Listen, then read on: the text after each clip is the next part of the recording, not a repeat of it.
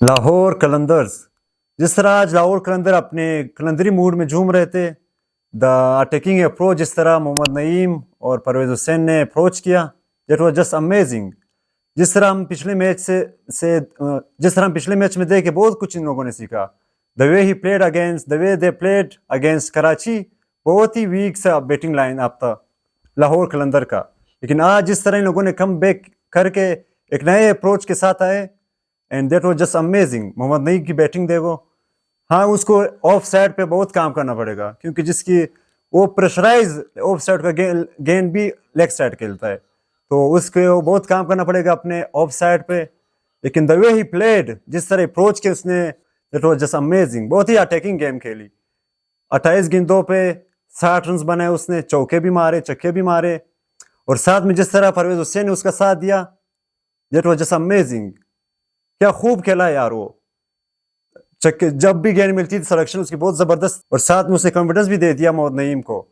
تو جس طرح وہ ٹارگٹ سیٹ کر دیا اس نے ملتان سلطان کے لیے 13 اوورز میں 186. تو شروع میں ہی ملتان کے اوپنرز بے بس رہے چیز کرنے میں.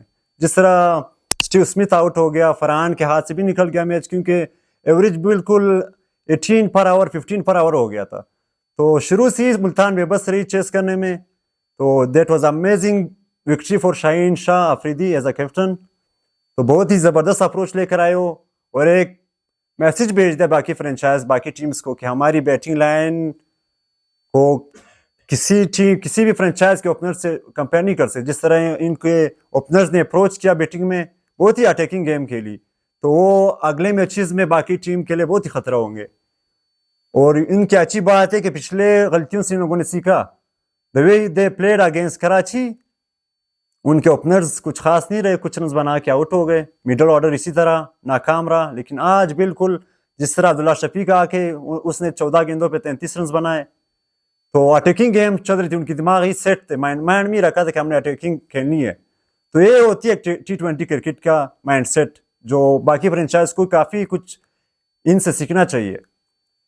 اور ملتان سلطان کو اپنی بیٹنگ لائن پہ اور بالنگ میں بالکل ان کو، کیونکہ ابھی تو فی الحال لاہور کی پچیز قذافی اسٹیڈیم میں بیٹنگ کی پچیز ہے، تو ابھی جب میچز کراچی پہ شفٹ ہوں گے تو وہاں پہ کنڈیشن بالکل الگ ہوں گے. تو وہاں پہ گیند سپن بھی ہوگا، پیس میں باؤنس بھی ہوگا، تو بیٹنگ اتنی آسان نہیں ہوگی وہاں پہ. اور کل میچ ہوگا اسلام آباد اور پینڈیز کا، تو وہاں کی پرفارمنس اور وہاں کی دونوں ٹیم کی کمپیریزن کرتے کہ کیا کون سی ٹیم تگڑی ہے. تو جس طرح اسلام آباد یونائٹیڈ میں شاداب کی فارم چل رہی ہے، زبردست.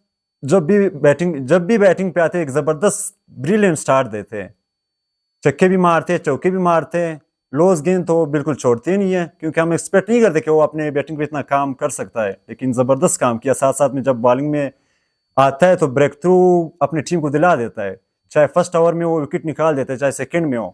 تو لاسٹ میچ میں بھی اس نے مین آف دا میچ لے لیا تھا، کیونکہ بیٹنگ بھی زبردست کی تھی، بالنگ میں بھی بریک تھرو دلایا تھا اپنی ٹیم کو. پنڈیز کا ٹیم زبردست کھیلا اپنے دونوں میچز میں، لیکن بدقسمتی سے لک ساتھ نہیں تھا ان کے ساتھ. ان کی بیٹنگ تو بہت زبردست ہے، دونوں میچز میں آلموسٹ 200 کرے تھے، لیکن پھر بھی ہار گئے. فی الحال پنڈیز بھی اپنی پہلی وکٹری کے انتظار میں، کیونکہ فرنچائز نیا ہے، لیکن زبردست کانفیڈنس ہے بوائز میں. تو ان کی طرف سے ڈیرل میچل، محمد رضوان بہت ہی بریلینٹ فارم میں ہے. ساتھ میں سیم بیلنگز ہیں، آسٹریلین مائنڈ کے پلیئر ہے، تو آپ لوگ کو پتہ ہی ہے آسٹریلین پلیئر کے مائنڈ کا. اور ساتھ میں ان کی بالنگ بھی بہت تگڑی ہے. محمد عامر ہو گیا، Naseem Shah is one of the most brilliant premium bowlers of Pakistan.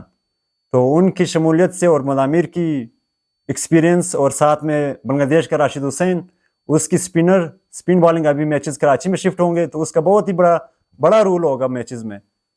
تو کل کا بہت تگڑا میچ ہوگا. پنڈیز بھی کوشش کرے کہ اپنی وکٹری حاصل کرے، اور ساتھ میں اسلام آباد بھی ٹرائی کرے کہ اپنی بریلینٹ فارم مسلسل برقرار رکھے.